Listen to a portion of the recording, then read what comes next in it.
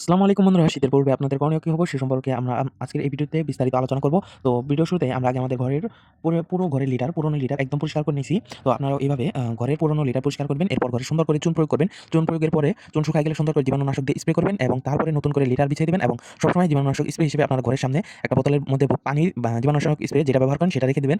ঘরে প্রবেশের সময় অবশ্যই একবার করে ব্যবহার করে পরে প্রবেশ করবেন। আর ভ্যাকসিনের কথায় যদি আসি, অবশ্যই আপনারা ভ্যাকসিনটা সময় মতো কমপ্লিট করে নেবেন এবং তারিখটা কোথাও লিখে রাখবেন। তো আমরা আমাদের বড় মুরগিগুলোকে রানীক্ষেতের ভ্যাকসিনটা করে রাখছি।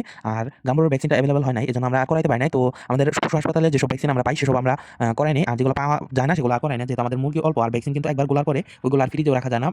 ব্যবহার না করাটাই ভালো। এজন্য আমরা আর অন্য সকল ভ্যাকসিন করি না। তো আজকের ভিডিওর কোয়ালিটিটা খারাপ হলেও যে কথাগুলো বলছি সেগুলো আরকি একটু গুরুত্বপূর্ণ। সেজন্য আরকি বললাম। তো এখানে তো দেখলেনই আমাদের ওই সাইডে ৪টা ভাগ আছে। আর এখানে মাঝখানের খন্ডে মোটামুটি ২টা ভাগ, আর খাঁচায় ৩ পিস আছে। আর এক সাইডে থাকে আমাদের টাইগার মুরগিগুলা।